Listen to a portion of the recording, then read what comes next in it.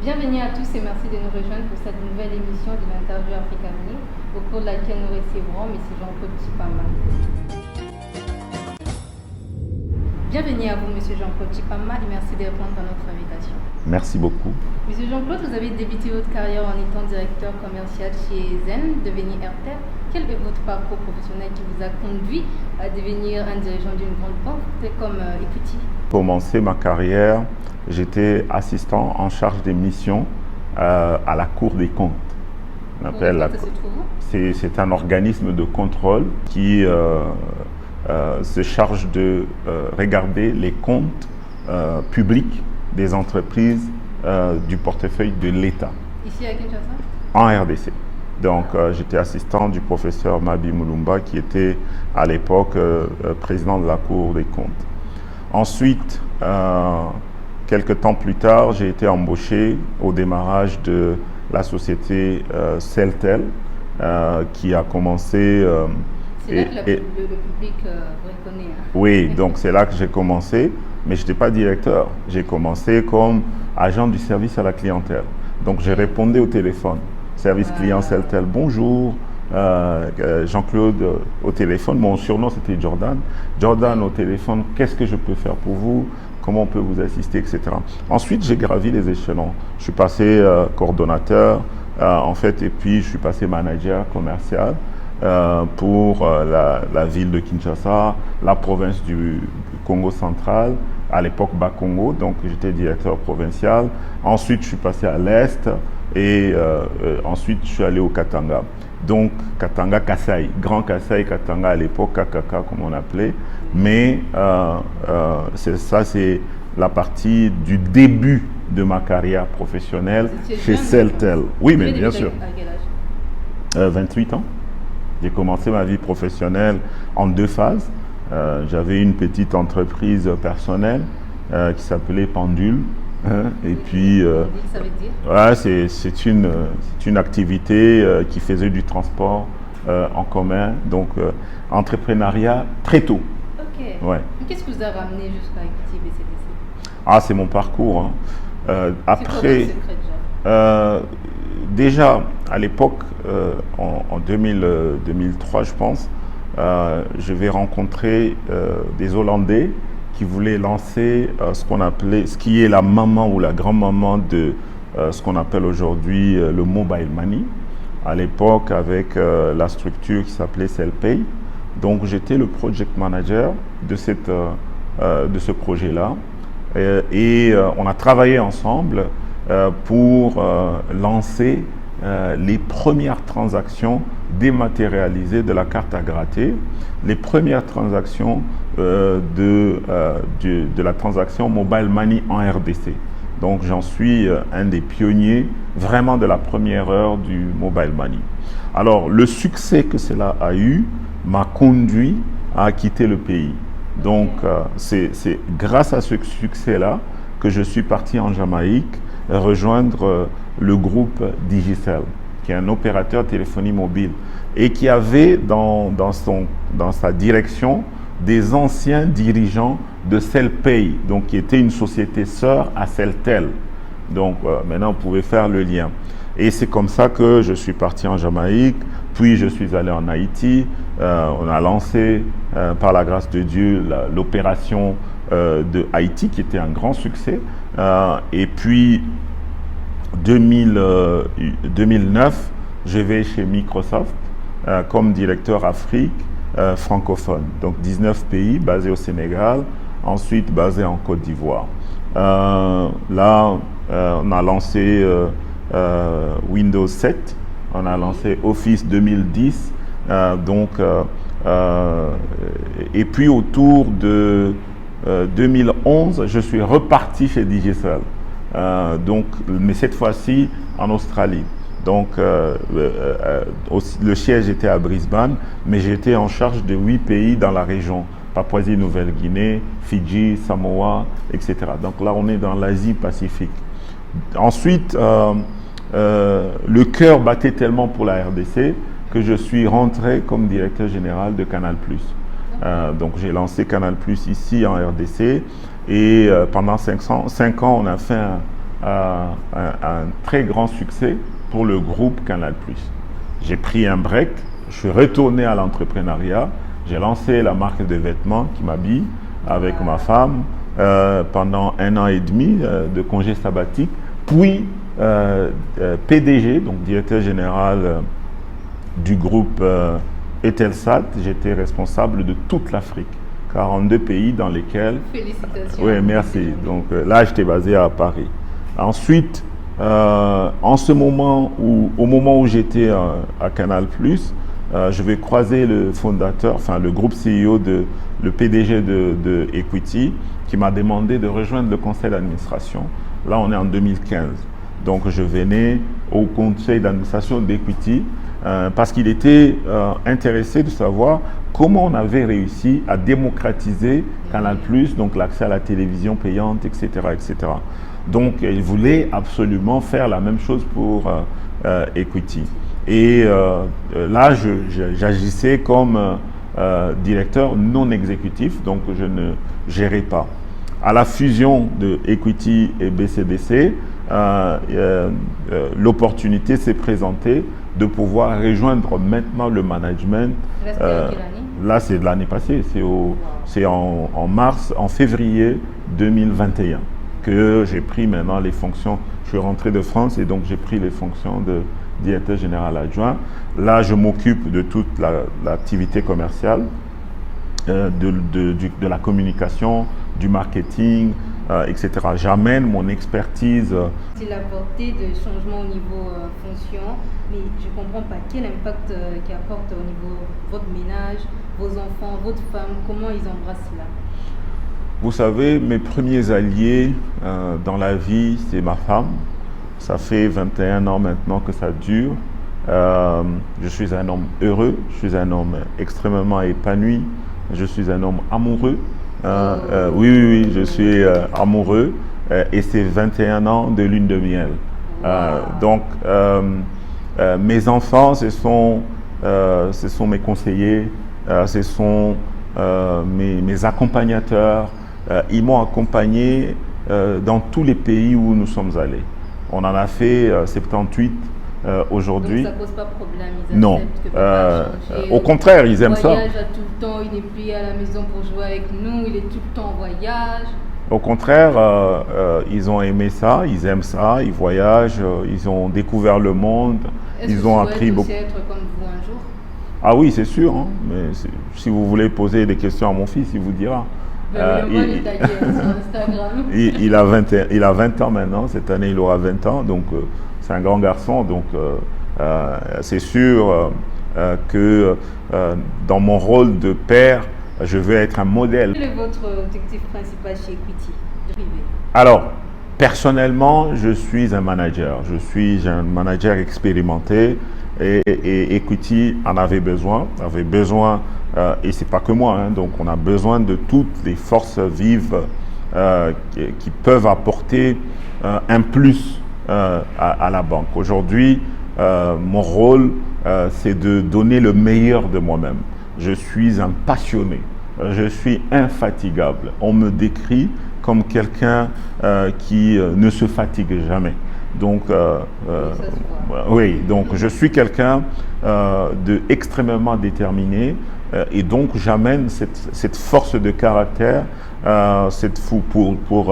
pour montrer l'exemple aux équipes, inspirer les jeunes générations qui sortent d'école et des jeunes professionnels qui aimeraient avoir un parcours comme le mien et puis surtout d'amener la vision de la banque, celle de transformer des vies, de créer des opportunités, de donner la dignité aux gens, aux populations de la RDC. Pour nous, pour moi personnellement, c'est une espèce de mission, c'est une espèce de mandat, presque comme un mandat public, hein. Donc d'aller, de contribuer. Vous ne pouvez pas imaginer combien ça donne de satisfaction de recevoir quelqu'un qui a un projet, de le conseiller, de l'encadrer, de l'accompagner et son projet se développe, voit le jour, crée de l'emploi, paye des taxes, etc.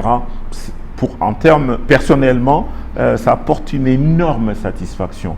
Vous êtes pasteur? Je suis chrétien, engagé, je témoigne publiquement de Jésus-Christ comme Seigneur et Sauveur. Et parlons de réseaux sociaux. Pourquoi sur les réseaux sociaux vous vous basez plus sur la motivation de jeunes, de la population? Pensez-vous que la population ait besoin de cela? En fait, ce n'est pas de la motivation seulement qu'il s'agit.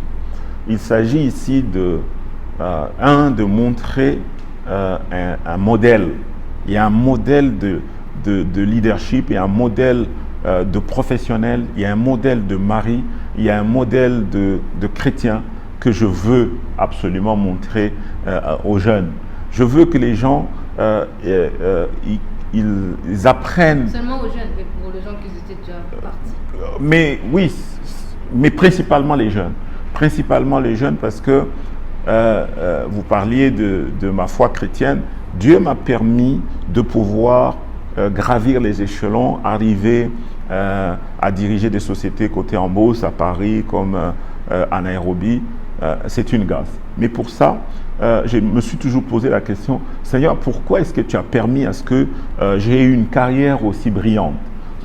Oui, j'aurais pu faire mieux et c'est pas encore fini, mais je crois que ce que j'ai fait à date, c'est un message aussi pour quelqu'un, un Congolais qui va perdre espoir. Moi, j'ai étudié ici, hein, j'ai étudié à Lubumbashi, j'ai étudié à Kinshasa, à l'université protestante au Congo. Donc, je suis un produit local, mais un produit local qui a réussi professionnellement à l'international. J'ai dirigé des grandes entreprises, plusieurs nationalités dans le monde. Donc, ça veut dire que c'est possible. Toi qui m'écoutes, tu penses que pour réussir, il faut aller étudier en Europe. S'il faut. En RDC, moi, je suis un exemple. Donc, mais alors, derrière ça... Vous condamnez cela, les personnes qui voyagent. Peut-être aussi, ça ne fait pas qualité. Hein. Non, c'est pas vrai. Parce que moi-même, je suis là. J'étais CEO de Telsat. Bien sûr, vous êtes là, mais vous avez témoigné, vous avez fait plein de marches. Mais à la base, je suis un produit local. J'étais dans l'école ici. Vous avez beaucoup appris, hein, l'étranger, Europe. J'ai écouté beaucoup de pays européens. Oui, mais d'accord, mais d'abord, la formation de base. Qui était votre père? Votre papa, il était où? Mon père était un ancien employé de son vivant, parce qu'il est décédé il y a plusieurs années. Il a travaillé pendant 40 ans à la Gécamine. C'est un fervent minier ou gécaminard, comme on l'a appelé à l'époque. Il m'a appris des choses, des valeurs, la persévérance, la détermination, la ponctualité. Vous devez être rigoureux. Vous devez détester la médiocrité. Vous voulez, il faut aimer l'excellence, un travail de qualité. Donc, mettez-y votre cœur. Je suis un homme passionné et je veux que les gens soient passionnés. Je suis extrêmement déterminé. Chaque jour, je fais du sport. Je poste énormément. Comme aujourd'hui, j'ai fait 3 heures de sport. Pourquoi? Parce que je veux montrer aux jeunes qu'on peut être dirigeant, on peut être pasteur, on peut être écrivain, parce que je suis écrivain, on peut être conférencier. Dans mes heures perdues, je suis conférencier. Dans mes heures perdues, j'ai une plateforme de formation en ligne aujourd'hui qui avoisine les 2000 étudiants dans 30 pays dans le monde. Donc, je suis un entrepreneur également. Donc, si on ne montre pas comment est-ce qu'on peut y parvenir, alors notre jeunesse va être abandonnée à elle-même. J'ai des nièces, j'ai des neveux, j'ai des enfants, j'ai des petits frères qu'il faut guider, qui ont besoin de modèles. Et moi, je vais me mettre sur la place publique. Je dis, écoutez, je suis votre modèle. Je veux être votre modèle. Je veux vous aider. Je veux vous partager l'expérience. Je veux vous éviter les erreurs que les gens commettent. Voilà ce que je fais sur les médias sociaux. Je crée comprendre qu'il y a le projet de jeunes. Quelles sont les modalités d'accompagnement de votre banque pour accompagner ce projet? Et puis, combien ont déjà été financés? Alors, déjà pour comprendre comment ça fonctionne, aujourd'hui, ce que nous faisons, c'est quoi le modèle? C'est que nous avons 2 moteurs. Il y a le moteur social et le moteur économique à la banque. En fait, c'est des outils que nous avons mis en place pour atteindre l'objectif. Rappelez-vous, hein, on a dit transformer des vies. Rappelez-vous, on a dit créer des opportunités de richesse, de création de richesse. Donc, ça veut dire pour que les gens entreprennent, aujourd'hui, les jeunes, ils ne sont pas formés. Nous, on va aller en entrepreneuriat, je veux dire. On va aller les chercher, on va les identifier à travers les incubateurs. Oui, à travers les incubateurs. On a 5 incubateurs, on a agréés ici à Kinshasa et dans le Congo central. Donc, ces incubateurs-là ont des programmes de formation qu'on a mis en place à l'inclusion financière et à l'entrepreneuriat. Donc, sur les 3 derniers mois, on a formé 52 000 personnes. Et Ingenious City, par exemple, c'est un des incubateurs avec Ukobo Hub, c'est un des incubateurs avec lesquels nous travaillons. Donc, ces incubateurs-là ont des formateurs, des master formateurs, des formateurs maîtres, comme on dit, master trainers. Et donc, ces gens-là identifient. Vous avez un projet, vous allez vous soumettez. Okay? Ça, c'est le premier moyen par lequel nous nous adressons aux jeunes, aux femmes, etc., aux porteurs de projets, en fait. Ensuite, donc, on vous met à jour sur le plan de l'inclusion financière, comment vous gérez, vous devez avoir un budget, la planification, l'épargne, l'investissement, la gestion de la dette, etc. Donc, tous ces b.a.-ba financiers, il est important de les avoir avant de pouvoir parler d'entrepreneuriat. C'est pour le jeune de la République démocratique du Oui. Congo, En fait, c'est un programme nous, on est en charge, moi je suis en charge pour la RDC, donc je ne m'occupe pas des autres pays. Ensuite, deuxième étape, c'est que nous allons discuter avec des bailleurs de fonds et nous mettons en place des fonds de garantie. On appelle ça une garantie silencieuse. Donc, on va sécuriser, va permettre à ce que les jeunes, j'essaie de parler un langage que les gens vont comprendre, donc les jeunes qui ont été formés n'ont pas de garantie, donc ils ne sont pas finançables, ils ne sont pas bancables à l'origine. La formation et des risques. Ensuite, on met en place les garanties. Ensuite, ils peuvent accéder au premier financement, donc du seed money, donc de l'argent de démarrage. Donc, à partir de ce moment-là, le moteur économique prend le relais. Le moteur économique prend le relais. Ça veut dire, j'ai à travers la ville de Kinshasa, plus de 300 délégués commerciaux. Maintenant, qui vous prennent en charge, qui vous encadrent, qui vont vous accompagner, vous assurer que... Les jeunes qui doivent vous approcher doivent avoir au minimum quel âge? Non, à partir de... C'est jeunes adultes. Hein. Donc, à partir de 18 ans, vous êtes adulte, vous avez un projet, vous êtes un porteur de projet, ben venez. D'ailleurs, tout est parti sur... un jour, j'ai fait un test sur les médias sociaux. J'ai fait un appel à projet. Il y a eu plus de 6000 personnes qui ont souscrit. Et donc, ça veut dire que les gens ont des projets. Vous savez que sur le plan personnel, j'ai une plateforme qui s'appelle Le Mouvement. C'est une plateforme d'information, d'influence pour les jeunes. Et là encore, les jeunes. Donc, j'ai fait économie, tout ce qui est entrepreneuriat. On a un accord avec le Kianda des Nandé, ici à Kinshasa. Nous allons aller là-bas avec toutes ces plateformes communautaires pour travailler ensemble afin de créer de l'emploi, afin de créer des entreprises qui vont créer des emplois. Notre pari, c'est financer 2 millions de projets agricoles. Un projet agricole, c'est 5 emplois au minimum. Donc, on veut que dans les 3 prochaines années, aider à créer 10 millions d'emplois chez Equity BCDC. Donc, et la plupart des gens, on a des terres extrêmement riches, et des terres extrêmement fertiles dans notre pays. Donc, cette jeunesse, ne restez pas seulement sur les médias sociaux, ne restez pas en train de vous plaindre, ne restez pas en train de contempler les étrangers et ensuite vouloir les détester. Non, non, non. Lèvons-nous, c'est notre pays, faisons notre part pour ce qui est de l'entrepreneuriat, tout ce qui est du financement. D'ailleurs, il y a un cours que je donne, une partie que je donne sur comment financer son entreprise. Dieu nous a donné de l'intelligence, Dieu nous a donné de la capacité, Dieu nous a donné la capacité de pouvoir créer des choses qui n'existent pas. Donc, l'Esprit de Dieu en nous doit nous rendre capables et de nous donner l'intelligence et la capacité, les compétences nécessaires afin de nous faire briller. J'ai quitté l'Europe, j'ai quitté le Canada, je suis rentré ici en RDC. D'aucuns peuvent me poser la question, mais pourquoi? Parce que ici, là, c'est ma terre. Ici, c'est mon peuple, c'est mes frères, mes sœurs qui ont besoin que des gens leur montrent comment le faire, et donc c'est possible. Et voilà, nous sommes à la fin de cette interview d'Afrique Avenir. Merci à vous, M. Jean-Claude Tupamba, d'avoir répondu à notre invitation malgré votre agenda très très chargé. Je vous remercie infiniment pour ça. Merci beaucoup.